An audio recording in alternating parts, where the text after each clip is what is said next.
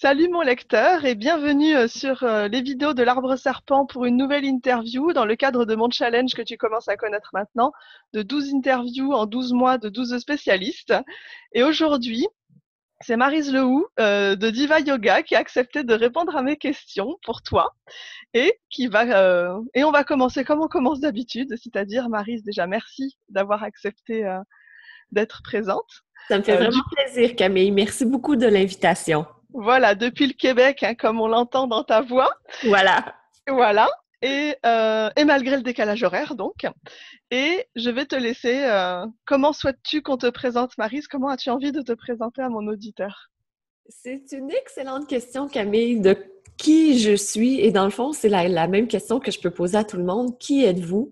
Parce qu'on peut se présenter avec nos rôles sociaux, on peut se présenter avec en fonction de l'aide spirituelle, de la vision qu'on a, soit au niveau du développement personnel ou encore au niveau du développement de la spiritualité. Mais si je regarde au niveau de l'être humain comme tel, parce qu'on a plus qu'une partie à l'intérieur de nous. Donc, si je regarde au niveau de l'être humain, donc qui est la partie que j'ai choisi d'incarner, donc c'est-à-dire que ce que j'ai choisi de faire comme travail, ce que j'ai choisi de faire dans ma vie personnelle, je suis Maryse Lehoux, fondatrice de Diva Yoga, qui existe depuis 2007. Et la mission de Diva Yoga, c'est d'accompagner plus de 10 millions de personnes à vivre dans la santé, dans la sérénité et aussi dans l'amour en 10 minutes par jour. Et pourquoi cette mission? C'est que il y a quelques années, maintenant ça fait près de 15 ans à peu près, dans le cadre de ma vie personnelle, j'ai vécu des difficultés. Donc là, vous entendez un petit chat, c'est Léa qui sait qu'il y a une entrevue qui a lieu, donc elle vient, elle vient vous saluer.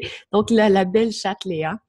Et si je reviens là à ce qui s'est produit dans ma vie, c'était le 11 septembre 2001. Et le 11 septembre 2001, peut-être que vous vous rappelez où vous étiez à ce moment-là. Moi, je me dirigeais vers le travail, j'étais presque arrivée.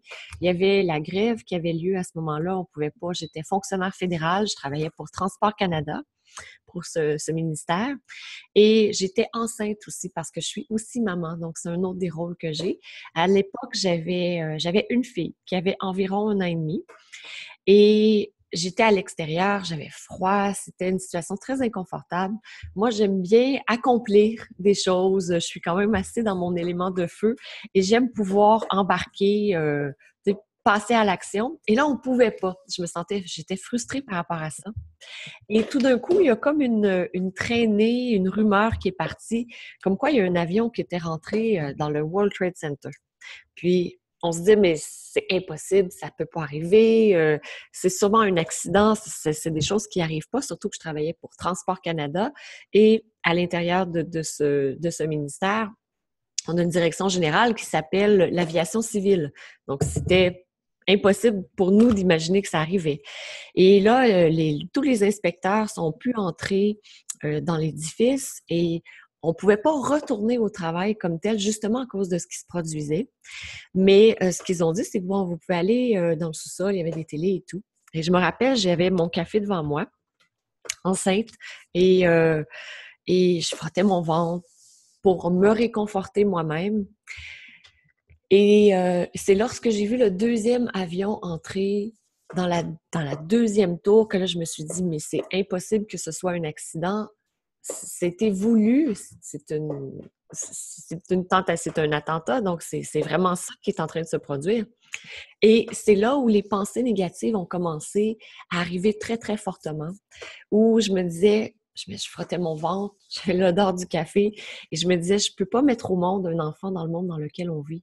Je peux pas faire ça. Puis je le répétais en boucle, je peux pas mettre au monde un enfant dans le monde dans lequel on vit. C'est un monde qui est trop cruel. C'était très, très, très difficile. Et cette journée-là, pas peu de temps après, je suis partie aller chercher ma fille qui était à la garderie. Je suis pas à la crèche, qu'on appelle en France. Et là, j'avais peur, j'étais terrorisée. Je faisais pas de yoga à ce moment-là. J'avais vraiment très, très peur à l'intérieur de moi, puis c'était quelque chose que je comprenais pas. J'étais quelqu'un qui était stressé à l'époque, qui stressait très, très facilement.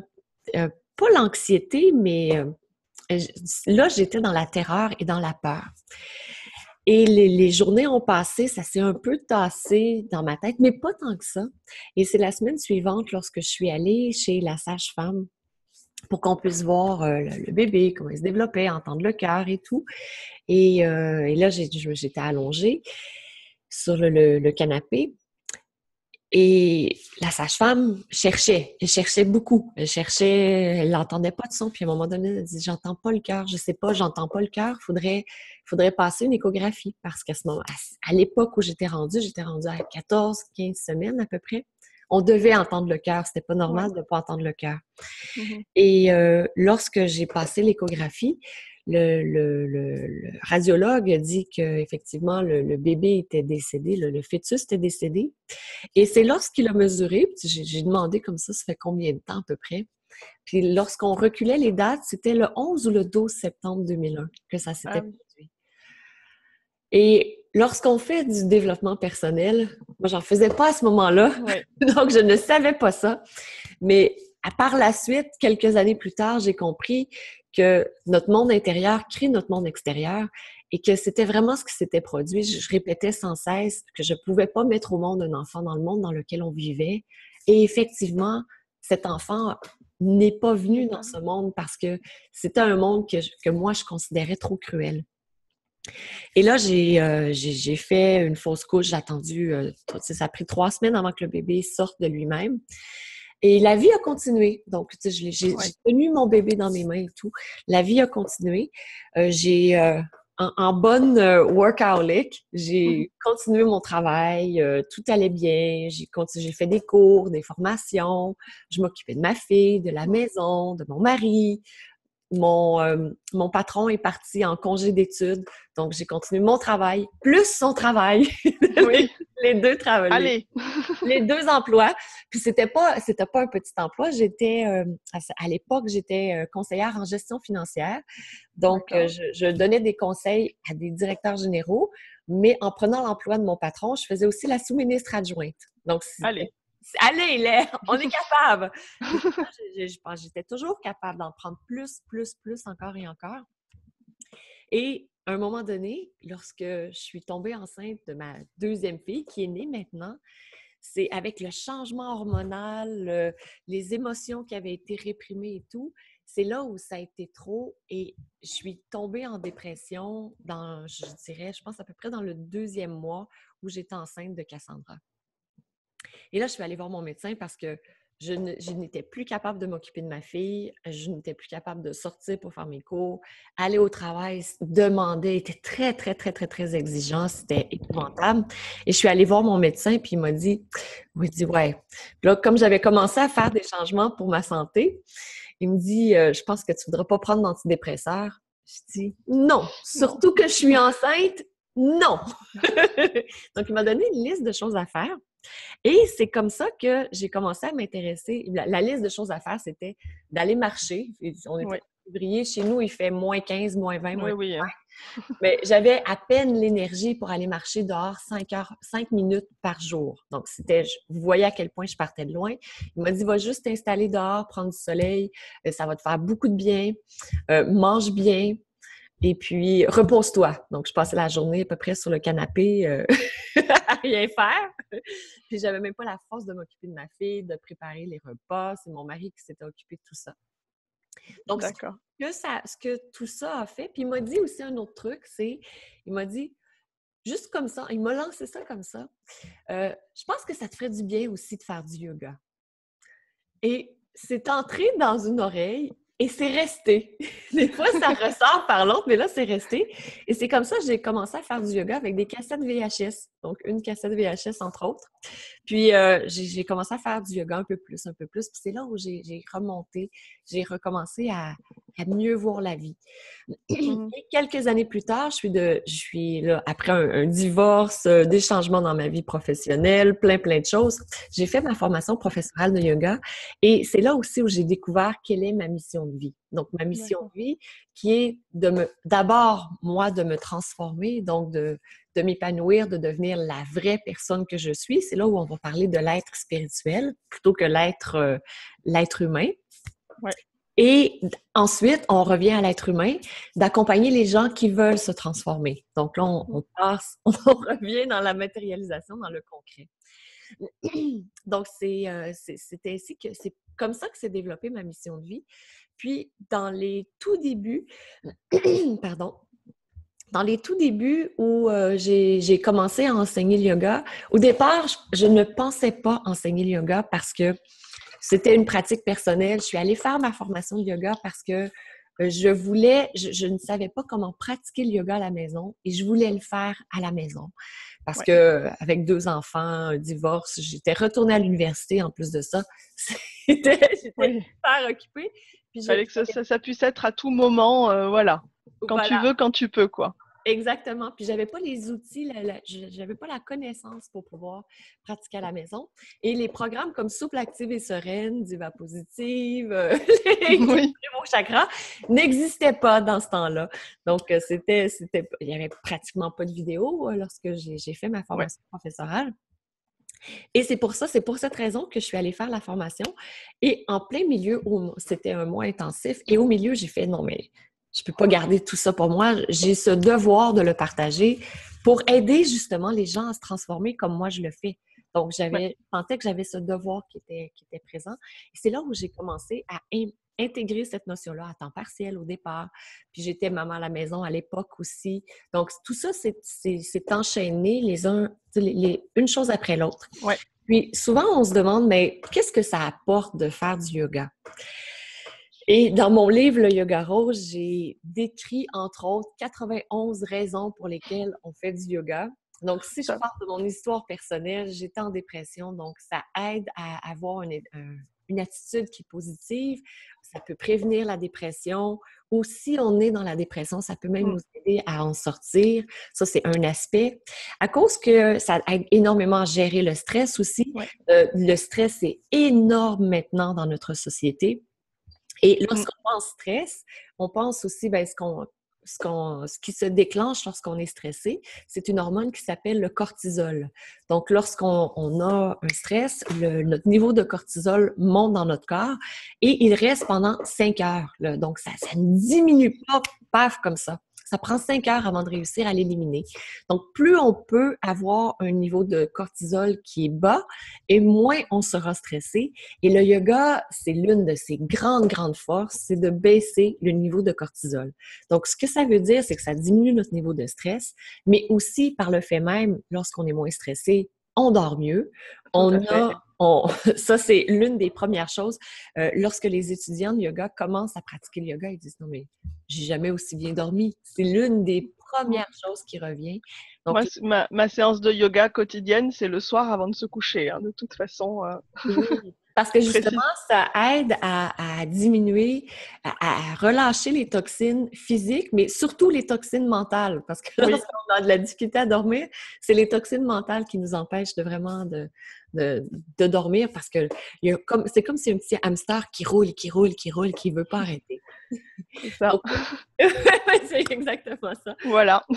Puis aussi, le cortisol, ce que ça fait, c'est comme on est dans un état de stress, c'est là où on va piquer les colères, on va être dans des émotions négatives sur lesquelles on a l'impression de ne pas avoir de contrôle, alors que lorsque le cortisol est plus bas, on a le sentiment et on a vraiment accès au contrôle de ces colères. Donc, on est capable de mieux contrôler nos émotions pour non pas les faire comme si elles n'existaient pas, mais les vivre d'une façon qui soit différente, qui soit non violente pour les autres, mais aussi pour soi. Donc, c'est une autre des choses. Puis, lorsqu'on regarde aussi au niveau de la prise de poids, donc souvent, les gens se disent « j'aimerais perdre du poids ». Et ce qu'il faut faire pour perdre du poids, c'est brûler plus de calories que ce que j'ingère. Donc, c'est souvent ce qu'on va choisir de faire. Et on sait que l'exercice, il y a des études qui ont été faites, puis lorsqu'une personne fait de l'exercice 5 fois par semaine, 1 heure par jour, une heure pour chaque séance, sur 1 an, elle va perdre environ 0,4 kilos. Donc, c'est vraiment pas énorme. Mais ce que ça fait que de faire du yoga, ça va nous inciter à faire de l'exercice, justement, donc le yoga est une forme d'exercice, mais on ne perdra pas de poids parce qu'on fait du yoga, mais plutôt parce qu'on a un meilleur contrôle de nos pensées et de nos émotions, ce qui fait en sorte qu'on fait des meilleurs choix de vie et des meilleurs choix alimentaires. Parce que 80% de la réussite pour une perte de poids, ou encore, moi, ce que j'aime appeler, pour se libérer d'un surplus de poids, c'est d'être capable de gérer ses émotions et de pas... Et les compulsions qui vont avec, souvent, quoi. Exactement, exactement ça. Donc, de cette façon, le yoga nous permet aussi de maintenir un poids santé qui est approprié pour nous. Peut-être que ça nous permet aussi, dans cette dynamique-là, d'être plus en sympathie avec notre propre corps et notre propre image corporelle. Donc, Exactement, c'est exactement là où je m'en allais. Lorsqu'on pratique le yoga, on apprend à aimer son corps pour ce qu'il est capable de faire et non pas pour ce qu'il n'est pas capable de faire. On l'apprend à l'aimer exactement tel qu'il est, avec certaines rondeurs ou ce qu'on pourrait qualifier des défauts, mais qu'en fait, ce sont plutôt des vulnérabilités ou encore on peut l'utiliser comme tremplin vers autre chose. Et en apprenant à aimer plus notre corps, on peut apprendre à s'aimer plus au niveau de notre personnalité, au niveau de nos qualités, de nos vulnérabilités. Donc, une acceptation globale de qui on est. Et lorsqu'on accepte globalement qui on est, lorsqu'on s'accueille tel qu'on est, c'est là où la partie du développement spirituel va pouvoir arriver. Et on va se sentir beaucoup plus... c'est là où on va pouvoir laisser émerger qui suis-je vraiment? Au-delà des rôles sociaux, comme moi, je vous ai donné des rôles sociaux, je suis professeure de yoga, je suis entrepreneur, je suis maman, je suis conjointe, amoureuse, propriétaire de ma maison, tous ces rôles sociaux que j'ai. Mais à la base, je suis beaucoup, au niveau de l'être spirituel, je suis beaucoup plus que cela. Je suis cela, mais et lorsque j'accepte tout ce que je suis et tout ce que je ne suis pas aussi, parce que c'est une notion importante. Je ne suis pas un homme, je suis une femme. Donc, il n'y a rien que je peux changer. J'ai les yeux bruns, j'ai pas les yeux bleus. Je dois l'accepter. C'est ça. J'ai un corps qui est fait d'une telle façon plutôt que d'une autre façon. Éventuellement, lorsqu'on apprend à s'accueillir, le volet de développement spirituel peut se produire. Et pour moi, ça a été d'oser affirmer qui je suis, d'oser affirmer ma différence, d'oser affirmer ma créativité telle qu'elle est. Donc, moi, je suis beaucoup plus créative d'un point de vue de la conception de la transformation, donc de faire partir quelqu'un, une personne, d'un point A et l'amener à un point B. Donc, par exemple, dans Souple, active et sereine, on part comme si mon conjoint aime bien dire qu'avant de faire du yoga, il était souple comme une barre de fer. Donc, il y a des gens qui sont souples comme une barre de fer. Et à la fin, ben, selon la souplesse physique aura augmenté, donc certaines personnes seront capables de toucher leurs orteils, par exemple, mais aussi la souplesse émotionnelle et la souplesse mentale et la souplesse spirituelle. Donc, il y a beaucoup de volets sur lesquels on touche. Et c'est une des raisons pour lesquelles j'aime beaucoup, beaucoup, beaucoup le yoga. Parce que moi, il n'y a aucun sport avant, lorsqu'on parle de sport, d'exercice physique, que j'ai été capable de tenir sur la durée parce que ça touchait un aspect, ça touchait l'aspect physique, parfois l'aspect mental où on a besoin de se développer, de continuer, même si c'est difficile, mais il manquait quelque chose. Donc, lorsqu'on parle de yoga, on va parler de notre volet physique, bien entendu, mais aussi du volet énergétique, émotionnel, mental, spirituel. On va chercher notre force intérieure, on développe on va reconnecter avec notre paix intérieure qui, elle, est toujours là. Donc, si on enlève qu'est-ce qui est de trop pour reconnecter à qui on est profondément à l'intérieur de soi, c'est là où on peut émerger. Donc, il y a beaucoup, beaucoup de bienfaits au yoga. Pour l'instant, ce sont ceux qui me viennent tout de suite. Si on regarde aussi du point de vue physique, comme on aide à être moins stressé, ça aide pour gérer le diabète, l'hypertension, les maladies de cœur, au niveau psychologique, émotionnel. Également, on va diminuer, on sera plus heureux, donc on va monter dans la spirale émotionnelle, on va mieux accepter qui on est, on va reconnecter avec notre côté créatif. Donc, ça aussi, c'est des aspects qui sont très, très intéressants. Puis, si je regarde du point de vue interpersonnel également, ça, c'est énorme parce que, comme je le mentionnais tout à l'heure, tout part de soi. Donc, moi qui disais, je peux pas mettre au monde un enfant dans le monde dans lequel on vit, c'est la même chose pour tout le reste de ma vie. Donc, Bien si sûr. je crée cet aspect dans ma vie, je peux créer autre chose. Les difficultés interrelationnelles que j'avais, parce que moi, j'étais plutôt dans la fuite, donc je me refermais comme une huître et éventuellement, j'explosais. C'était mon mode de communication. Mais c'est pas évident d'avoir des relations Ben interpersonnelles non, comme celle-là. Les c'est autres sûr. personnes autour se disent « Oh, OK, là, elle dit rien, tout va bien, tout va bien. » Mais c'est quand la prochaine fois que ça va se produire? C'est ça. Tandis qu'en étant à l'aise avec moi-même, en étant connectée avec qui je suis, ben ce qui se produit, c'est que j'ai appris à exprimer au moment où j'ai besoin de l'exprimer et qui est approprié, ce que je ressens, ce que je veux avoir comme changement, parce que j'étais une personne extrêmement timide. Donc, d'être capable de dire ce que je ressens d'une façon appropriée, Ouais. transformer complètement mes relations interpersonnelles parce qu'on a plusieurs aspects sur le yoga. On a l'aspect où on pratique sur le tapis de yoga où on va, par exemple, renforcer ses cuisses. Donc, c'est Ouais. excellent de renforcer les cuisses lorsqu'on fait le guerrier 1, par exemple, le guerrier 2. Mais au-delà de ça, si je développe ma confiance en moi, que je suis capable d'être centrée, d'être présente, de connecter à ma grande, grande force intérieure, pour oser dire les choses difficiles oser dire les choses Ouais. difficiles et aussi me connecter à ma grande force intérieure pour surmonter toutes les difficultés que je suis en train de vivre et parfois dire non à d'autres, mais me dire oui à moi. À moi. Donc ça, c'est la partie qu'on va plutôt toucher qu'on va transporter dans notre vie. Donc du guerrier 2 sur le tapis de yoga, on va le transporter dans notre vie par la suite. Et Ça, c'est c'est important parce que j'ai eu l'occasion de lire le Yoga Sutra de Patanjali. Et dans le Yoga Sutra de Patanjali, les postures, c'est 3 aphorismes sur les, je sais plus, 95 ou 195. Oui, il y en a un ou deux, ça dépend des versions qu'on a, sur 195. Voilà, c'est ça. Donc c'est quand Exactement. même ça. Bon, donc il faut les faire. Enfin, c'est très intéressant au niveau psychocorporel de faire ces postures, mais ça montre bien à quel point le yoga, c'est pas seulement une histoire de tapis. Tout à fait.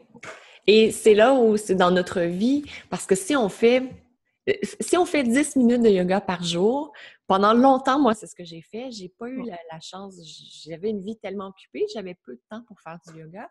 Mais d'en faire un petit peu ici, un petit peu là, ça fait une énorme différence. Mhm. L'année dernière, j'ai créé le défi yoga 30 jours et c'est un défi 10 minutes par jour. Donc, on fait une posture par jour ou une respiration, plus un autre on amène un apprentissage de cette posture dans notre vie de tous les jours. Mhm. Et après 21 jours, les commentaires que j'ai reçus, parce que j'ai demandé, bon, ben maintenant, ça fait 21 jours que vous en faites, c'est quoi les bienfaits? Mhm. Les gens disaient, j'aurais jamais cru que 10 minutes par jour faisait une telle différence. J'aurais jamais cru. Comme Donc, quoi, c'est tout à fait accessible à tout le monde, quoi. exactement, exactement. Et ça nous aide, ce 10 minutes, à gérer pratiquement tous les autres aspects de notre vie. C'est énorme. Et si on fait 10 minutes par jour, puis disons si on fait par la suite 1 heure par jour, ce qui est beaucoup, il y a peu de gens qui font ça dans le monde, 1 heure par jour. Il nous reste encore 23 heures à l'extérieur du tapis. C'est vrai. Donc, c'est important qu'on puisse transférer ces apprentissages et que ce soit plus que juste un exercice physique pour qu'on puisse voir un aspect, une différence sur nos relations interpersonnelles, sur la façon dont on va réagir, sur notre paix d'esprit, sur notre créativité, notre confiance en nous, oser avancer dans les projets qu'on repousse depuis tant de temps et les réaliser. Moi, un des projets que j'ai réalisé, ça a été d'écrire mon livre. Lorsque je l'ai publié, ça faisait 30 ans que je voulais publier un livre. Puis à cause de différents événements qui se sont produits, lorsque j'avais 12 ans, entre autres, j'avais écrit déjà une histoire, le 2 tiers d'une histoire à peu près, et j'avais très, très peu confiance en moi. J'ai fait une confiance à 0. Donc, elle n'était pas négative, elle était à 0. Donc, ce que j'ai fait, c'est que j'ai présenté ce que j'avais écrit à une personne de confiance pour que cette personne m'aide à développer ma confiance et me dise « Vas-y, Maryse, tu es capable. » Et la réaction a été tout autre. Ça a été une réaction où j'ai été questionnée. « Est-ce que c'est toi qui as écrit ça? » Puis j'ai « Oui. » T'es trop jeune, tu peux pas écrire aussi bien. Dans notre milieu, on ne publie pas des livres et espère pas vivre de la publication de livres. Tu ne pourras jamais devenir une écrivaine. C'est trop bon pour que ce soit toi qui as écrit ça. Donc, c'était des commentaires que j'ai reçus. Ouais. Puis pour moi, là, ça m'a complètement détruit. Donc, j'étais à 0 et là, je suis tombée à moins 50 à peu près au niveau confiance en soi. Et j'ai brûlé le manuscrit que j'avais écrit. Donc, d'écrire, pour moi, ça avait toujours été mon rêve d'écrire, d'être publié et de le réaliser. Je l'ai réalisé 30 ans plus tard. C'était une énorme libération. J'ai eu beaucoup, beaucoup de travail à faire sur moi-même pour être capable de réaliser ce rêve, pour devenir, dans le fond, qu'est-ce que c'est un être spirituel? C'est quelqu'un, c'est un être qui est entier, qui est éternel et qui est infini. Ouais. Et c'était une des choses dont j'avais besoin pour aller toucher à ma partie entière, à mes parties entières et infinies. Donc, où je peux prendre de l'expansion, jusqu'où j'ai besoin de prendre de l'expansion à ce moment-là. Et cet événement m'avait gardée dans un carcan où je ne pouvais pas avancer. Donc, que j'étais pas finie, j'avais une limite, j'avais des barrières autour de moi que c'est moi qui ai posées lorsque j'avais 12 ans pour me protéger. Ouais. C'était valide à ce moment-là si je voulais pouvoir survivre dans le milieu dans lequel j'étais, puis et pouvoir... Mais j'ai tout oublié mes rêves, j'ai suivi les rêves de d'autres personnes par la suite au lieu de suivre mes rêves à moi. Donc, le yoga peut apporter énormément sur beaucoup, beaucoup d'aspects et des aspects comme ceux-là qu'on ne pourrait jamais imaginer. Ou qu'on a parfois même oublié, tout simplement, en fait. Et qu'on a oublié, exactement, oui. Moi, ce que je trouve super intéressant, enfin, j'ai noté des petites choses pendant que tu parlais. Et au démarrage, tu as parlé de ta mission de vie qui était en lien avec à la fois ta transformation intérieure et puis l'accompagnement des gens qui veulent se transformer. Et je trouve ça super intéressant parce que moi, ce que j'explique aux gens qui viennent me voir en coaching, parce que je fais du coaching de vie, entre autres, c'est que en général, la mission de vie, elle est en lien avec le plus gros défi qu'on a à soi-même à surmonter dans la vie. Et du coup, ça vient comme ça. Comme on a besoin de le surmonter soi-même, on apprend à le faire pour nous et en même temps, on transmet ça à d'autres. Exactement. Puis c'est ce qui s'est produit pour moi parce que l'une de mes grandes difficultés, c'était de parler devant des gens. Donc, que ce soit... La seule situation où ça fonctionnait bien, c'est du 1 à 1. Oui. Pour le 1 à 1, ça allait. Aussitôt qu'on était 3, ça allait plus. D'accord. Je me rappelle lorsque j'étais adolescente et que je faisais des présentations orales devant la classe, avant même d'arriver, j'avais les épaules courbées parce que je suis capable de me remettre dans cette position-là, les épaules courbées. Moi, je suis le type qui a les mains froides, les pieds froids. J'avais les mains froides, mais j'avais chaud. J'avais les pieds rouges. Je pouvais dégoûter sur les côtés des tempes. La même chose au niveau du cou. Et ma voix, j'avais une toute petite voix. C'est à peine si les gens dans la deuxième rangée pouvaient m'entendre. Donc, c'était vraiment, vraiment très, très difficile.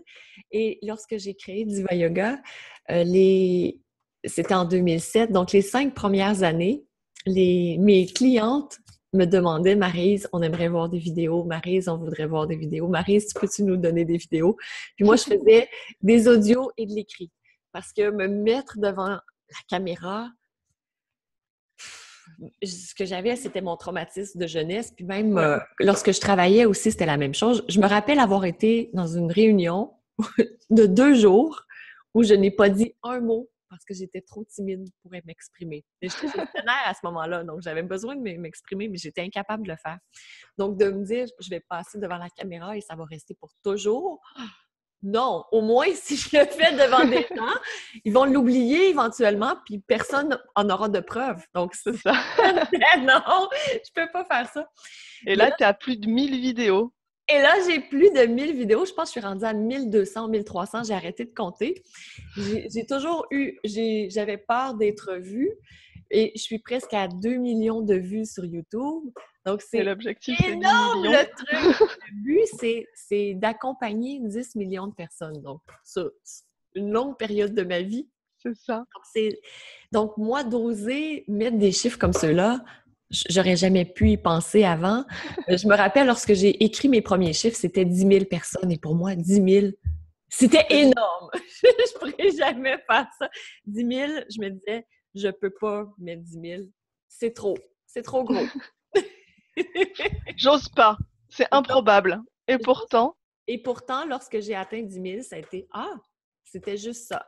Puis ensuite de ça, lorsque je suis arrivée dans je dirais, les plus gros chiffres, j'osais pas mettre 1 million, j'ai mis des centaines de milliers. Là, j'ai fait... Et tout écrit à la main au lieu de mettre les chiffres, d'oser voir les chiffres. ouais. C'était vraiment drôle. Donc, comme quoi, des fois, on se limite soi-même, mais c'est toujours nous-mêmes qui nous limitons. Et après ça, j'ai pu mettre 1 million. Et lorsque j'ai écrit 1 million, ça brassait à l'intérieur de moi. Éventuellement, ça a été, mais 1 million, c'est pas assez. C'est pas assez. J'avais ouvert sur autre chose et je me suis dit, non, 1 million, c'est pas assez. Puis là, j'ai mis 10 millions, puis j'ai fait, OK, ouais, pour tout de suite, ça va. Puis, puis une de mes amies, Stéphanie Milo, qui fait beaucoup la loi de l'attraction, à un moment donné, elle a fait une entrevue pour Éternelle Déesse, puis elle expliquait justement les 2 mots à ajouter lorsqu'on crée, peu importe ce qu'on crée comme affirmation. Et elle disait, c'est « je vais avoir ça ou mieux ». Donc, c'était toujours son truc. Voilà. On demande à l'univers, je vais avoir ça ou mieux. Donc là, ce que j'ai fait, c'est j'ai dit, bon, ben 10 millions, me semble, c'est limité. Il y a une limite, c'est fini. C'est que du moment où on pose un chiffre, il y a la limite. Oui, c'est ça. Donc là, j'ai rajouté plus de 10 millions. Là, j'ai fait « Ah oui, ça me parle. Je suis en l'ampleur encore. » Puis après, ton côté très feu, il y a un côté forcément solaire qui va avec le feu. Donc, ça rayonne. Il faut que ça rayonne fort. Absolument, absolument. Puis ça, c'est ce que la partie de transformation que moi, j'ai eu à vivre. Puis maintenant, j'accompagne les gens justement à connecter avec leur propre aspect où ils ont le droit de rayonner dans leur vie. Dans tous les aspects de leur vie, dans leur famille, leur couple, leur travail, leurs plus grands rêves, leur créativité, dans tous les aspects de la vie. Oser rayonner. Et ça, effectivement, enfin, d'après moi, parce qu'en fait, moi, mon métier, c'est encourager les gens à exprimer et revendiquer leur originalité. C'est comme ça que je présente ce que je fais. Et du coup, ça me parle forcément beaucoup ce que tu dis, puisque oser rayonner dans les sphères de sa vie et puis exprimer son originalité, ça veut dire que c'est propre à chacun. C'est vraiment. Et donc là, tu me dis tout simplement que le yoga, ça sert aussi à ça, puisque ça sert à les développer. Bon, moi, je suis déjà convertie au yoga puisque j'ai commencé il y a plusieurs années. J'ai eu des moments d'arrêt pour des raisons professionnelles et tout, mais donc du coup, c'est quelque chose qui petit à petit, en plus que j'ai repris, que j'ai remis au quotidien grâce au défi 30 jours. Ah oui! Voilà. Bravo! Donc, même si je suis pas arrivée au bout du défi 30 jours, moi, je voulais arriver jusqu'à la salutation à la Lune. Et la salutation à la Lune, depuis je la fais au moins 1 jour sur 2, minimum. Donc, bravo! Du coup, voilà. Mais ça n'empêche, voilà, le yoga, moi je trouve que c'est important dans notre société, justement un des défis du 21e siècle, je trouve, puisque c'est ma thématique de blog beaucoup, c'est justement d'être en connexion avec tous ces systèmes qui sont autour de nous et dans lesquels on appartient, mais qui en même temps, souvent c'est du prêt-à-porter. On nous dit mais ça, sauf que le prêt-à-porter, c'est censé aller à tout le monde, ça va à personne. Oui, donc il y a une espèce de, il y a toujours une étiquette qui gratte, un truc où on essaierait, etc. Et pour moi un des défis du 21e siècle, c'est justement d'aller exprimer son rayonnement, son originalité, parce que c'est ça qui va guérir le monde globalement, quoi. Oui. Et dans ton approche du yoga, manifestement, ça fait partie. C'est exactement la même chose que j'apprends aux gens, c'est d'apprendre les postures de yoga, mais surtout d'apprendre les variations des postures de yoga pour être capable de personnaliser par la suite leur pratique. Et personnaliser sa pratique, ça se fait au quotidien, je dirais même d'heure en heure. Parce que je ne suis pas la même personne maintenant qu'il y a 1 heure. Tout Il y a à des fait. C'est la rivière qui est toujours au même endroit, mais qui est jamais la même, quoi. C'est exactement ça. C'est la même chose pour nous en tant qu'être humain. Ce sont des petites subtilités. C'est pas des gros éléments, mais ce sont des petites subtilités qui font en sorte qu'on est toujours différent à chaque instant et qu'on a besoin de s'adapter. Comme par Mhm. exemple, dans ma pratique personnelle, euh, c'était, je crois, la semaine dernière, on était en vacances. Donc, en vacances, on mange moins bien, Mhm. on bouge différemment, je dirais. Bon, pas Oui. qu'on bouge moins, on bouge différemment. Donc, j'ai eu à adapter ma pratique de yoga aussi pour ça, parce que j'avais des sensations qui étaient différentes dans mon corps en raison de l'alimentation différente que j'ai eue.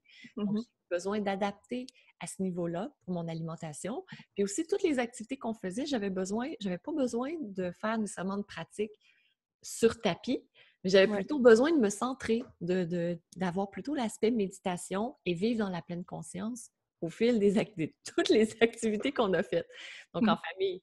Donc, notre pratique a besoin d'évoluer. Donc, lorsqu'on parle d'originalité, d'unicité, de ce qui est unique à l'intérieur de nous, cette unicité, cette originalité se modifie légèrement aussi au fil du temps. On peut Ouais. penser aux grands peintres, ils ont des périodes, donc une période Picasso, une période bleue, une période rose, une période, je ne me rappelais plus Doramar, une période, voilà. Voilà, parce que à travers leur art et leur vie, ils ont changé. Et c'est la même chose pour nous, à travers les années, on change. En plus, c'est Lorsqu'on... intéressant que tu prennes l'exemple de Picasso parce que la période bleue, c'est une contrainte. Il n'avait pas d'argent pour acheter autre chose que du pigment bleu. Et il Voilà, a quand même, tu vois, et il a quand même réussi à faire son art, tu vois. Donc c'est super intéressant de voir aussi comment des fois on a des périodes qui sont liées à des contraintes et ça doit pas nous empêcher de réaliser ce qu'on a à faire. exactement comment on peut l'utiliser comme un tremplin vers autre chose. Toujours. Donc, ma vulnérabilité, comment je peux l'utiliser comme un tremplin? Donc c'est quand même un exemple particulièrement pertinent ici. Oui, sans savoir, je ne savais pas, moi. Voilà. Allez, voilà, mon petit passage en histoire de l'art à un moment donné nous a permis de rebondir de façon Exactement. utile. Oui. Et là, on retrouve ta souplesse. C'est souple, active et sereine. Et là, c'est vraiment la souplesse. C'est aussi, d'accord, peut-être que j'ai envie de me dire, je me mets une discipline. 10 Oui. minutes de yoga par jour, 1 heure de yoga par jour et toutes les variations qu'il y a entre. Oui. Mais j'ai de la souplesse aussi parce que peut-être que ma pratique, elle va évoluer en fonction des moments des besoins, Oui. évidemment, de mon taux d'énergie à ce moment-là. L'hiver, l'été, c'est pas pareil, Tout à etc. fait. Oui. Peut-être que mon emploi du temps est pas le même et tout, donc faut que j'arrive à être souple, garder ma discipline, mais Tout en souplesse. tout en souplesse. Comme un arbre qui a un tronc fort, mais qui ne peut pas être raide parce que s'il est raide, il va casser. Ouais, C'est la même ouais, chose ouais, pour nous. Oui. ouais, c'est Donc, super. Et ça aussi, peut-être que c'est un apprentissage pour le 21e siècle qui bouge tout le temps, qui est en perpétuelle évolution, d'arriver à danser comme ça avec les informations. oui, parce que si on regarde 18, 19, 20e siècle, on était beaucoup avec notre cerveau gauche, le cerveau gauche, Ouais. où on fait les choses carrées, il y a une méthode pour ceci, une méthode pour cela, voici, ce sont les étapes, tac, tac, tac. Et maintenant, on est beaucoup plus dans un apprentissage de cerveau droit, donc Ouais. multidimensionnel, j'étais pour dire en 3D, mais c'est pas juste en 3D, c'est genre en 5D parce qu'on apprend avec le yoga, si on parle du niveau physique, émotionnel, mental, qui inclut à la fois les pensées, les émotions, conscience et aussi spirituel. On est à 5 niveaux. Donc, c'est un Ouais. 5 dimensions qu'on apprend, que le yoga nous apprend à réfléchir et à vivre en 5 dimensions plutôt que juste en 2 dimensions ou en une dimension. Soit Mhm. le physique ou encore soit le mental ou parfois une combinaison des deux. Donc, on ouvre sur beaucoup plus au niveau de toute la profondeur et la richesse que nous sommes en tant qu'êtres spirituels. Ouais. Eh ben, c'est tout un programme, rien qu'avec le yoga. Oui, juste ça, c'est juste le yoga. Mais comme Juste 10 minutes de yoga par jour. Exactement, oui. Puis si tu permets, on Oui, peut inviter les gens aussi à aller faire le défi yoga qui est gratuit. mais bien sûr. Défiyoga.com. J'allais y venir. Il y a le défi yoga 30 jours qui est gratuit, Il y a le millier de vidéos que tu as déjà tournées, que tu as déjà proposées, qui sont totalement gratuites, qui permettent, une fois qu'on a fini le défi yoga ou qu'on a arrêté au milieu mais qu'on veut continuer ou peu importe, d'aller choisir en fonction des thématiques dont on a besoin. À ce moment-là, tu parles énormément de la gestion du stress et de la confiance en soi. Moi, je sais que c'est ce que j'ai vu principalement dans le défi 30 jours, c'est confiance en soi, gestion du stress et fatigue, gestion de la fatigue et tout. Avoir une énergie positive. Avoir une énergie positive. Parce que c'est ça, dans le programme du défi yoga, c'est sur 4 thèmes. Donc, les 4 principaux thèmes dont on a besoin souvent dans notre vie quotidienne. Comment gérer le stress, réduire le stress en 10 minutes par jour. Comment avoir une énergie positive en 10 minutes par jour. Comment avoir confiance en soi en 10 minutes par jour. Ça, c'est énorme. Celui-là, énorme. Avec la salutation à la lune, justement, qui est dans celui-là. Exactement. Et puis, on a aussi la dernière semaine, c'est comment vivre dans la sérénité et la paix intérieure en 10 minutes par jour, parce que c'est un autre endroit où on veut être lorsqu'on se sent serein, sereine. On se sent connecté à soi et c'est là où on peut émerger tel qu'on est. C'est marrant parce que je me suis arrêtée juste avant cette semaine-là et que c'est précisément, particulièrement ce sujet qu'il aurait fallu que je travaille. Donc du coup, il va falloir que j'y retourne. Voilà. Tu peux reprendre au jour 22. Oh oui, je m'inquiète pas. Je ne me stresse pas pour ça. Il n'y a pas de problème. Voilà. Mais donc effectivement, il y a ce défi. C'est une autre chose, hein? Oui. Justement, de ne pas se stresser pour ça, comme tu viens de dire. Souvent, les gens se disent « Ah, je suis en retard, j'aurais dû faire ceci. » On n'est jamais en retard. Le fait que tu aies fait les 21 jours, tu avais besoin d'intégrer ces 21 jours à quelque part à l'intérieur de tout ton être. Et là, ben là, tu vas être prête pour la partie sérénité. Pour la suite. Donc, tout à fait. tu n'es pas en retard, tu es juste à l'endroit où tu à l'heure. être. C'est tout. C'est ça. C'est une tout leçon à fait. extrêmement importante à apprendre du yoga aussi. Tout à fait. Qu'on est toujours... On nous fait croire souvent qu'on est en retard parce qu'il faut aller à tel rendez-vous, tel truc, tel machin, ou qu'on n'a pas fait tel ou tel truc avant tel ou tel âge, ou toi, par exemple, la maison, les enfants, les trucs, les machins, faut les avoir fait avant la barre fatidique des 30 ans, par exemple. Oui, c'est ça. Comme si d'un coup le monde allait exploser et notre corps allait se déliter. Je sais pas. Exact. Alors qu'en vérité, ou qu'on les a fait trop tôt, parce qu'il y a des... Voilà, non, on est toujours... on les a fait au moment où il fallait, et puis... C'est toujours le meilleur moment. Voilà. Ça ne veut pas dire de s'asseoir sur ses lauriers et de ne rien faire. Tout à fait. C'est d'accepter ce qui est, ce qui n'est pas, et de transformer ce qui a besoin de se transformer. Tout à fait. Donc, le défi yoga, toutes tes vidéos gratuites, ça c'est pour à découvrir en masse, parce qu'il y a quand même 10 millions de gens à toucher, donc on hésite. Voilà, plus de 10 millions de gens à toucher, donc du coup, mon lecteur n'hésite pas à aller le regarder et à partager en masse ce que tu auras vu et ce qui t'aura plu.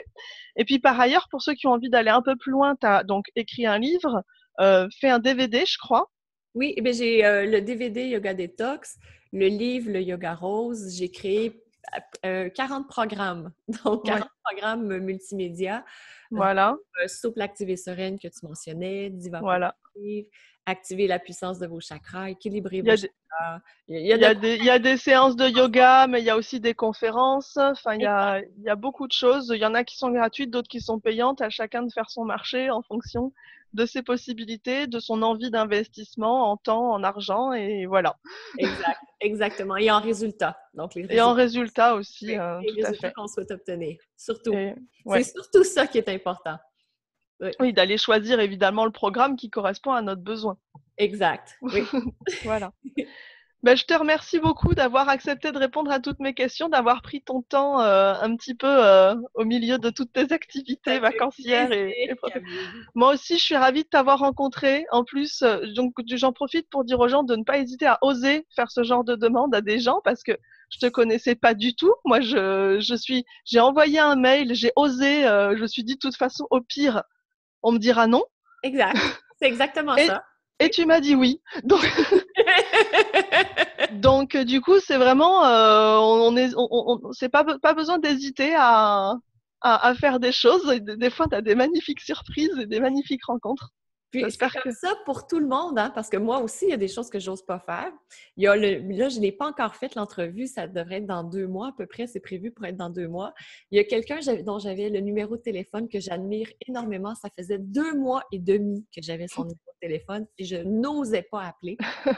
Et lorsque j'ai appelé, c'est un médecin très, très, très connu qui peut apporter beaucoup pour la ménopause, pour aider les femmes à mieux vivre leur ménopause. Et lorsque j'ai appelé, la conversation a duré 3 minutes au total et il m'a dit un grand oui, le cœur grand ouvert. J'ai fait non, mais qu'est-ce que j'ai attendu? C'est ça. Et puis en plus, le pire qui pouvait t'arriver, c'était de t'entendre un refus. En plus. C'était exactement ça. Oui, encore, il me raccrochait la ligne au nez. C'est ça. Pas si mal, là. Lui est en France, moi, je suis au Québec. Donc, le danger n'est pas très grand. C'est ça. C'est ça. Est-ce que c'est inconvenant de te demander qui c'est ou est-ce que c'est un secret ou est-ce que... Pour l'instant, je vais le garder secret en attendant. Pour l'instant, c'est un secret. En place, puis lorsque ce sera en place, ça me fera vraiment plaisir de le partager. Donc, sur les Facebook, Diva Yoga, c'est certain que ça va être... Donc, on en profite pour faire du teasing. Voilà! Il y a des choses, il y a des interviews qui sont en cours, qui sont en prévision. Ah oui! Et voilà. Des gros projets aussi pour Diva Yoga dans la prochaine année, ça sera énorme. Des trucs que je n'ai jamais vus ailleurs dans le monde du yoga. Eh ben, tu sais quoi? J'ai des copines qui habitent au Canada. Un de ces jours, je désespère pas d'aller leur rendre visite. À ce moment-là, j'espère pouvoir te dire je suis par là à tel moment. Si toi aussi, ce serait bien d'aller boire un café quelque part. Excellent, excellent. Donc, je te donne ce rendez-vous pendant quelques années. Et en attendant, je te remercie pour ton temps. Je te remercie pour tes vidéos. Je te remercie pour ta bonne humeur. Ça me fait grand plaisir. Puis je te souhaite aussi un bon succès avec ton blog pour que tu puisses partager avec les gens qui ont besoin d'entendre ton message et que ton message soit entendu aussi. Et par 10 millions de personnes et plus. Selon tes objectifs à toi. Exactement. Tout à fait. Oui. Allez, je te souhaite une très bonne journée. Merci encore. Merci beaucoup. Ça me fait plaisir. Et à très bientôt. Oui, à très bientôt. Au revoir. Au revoir.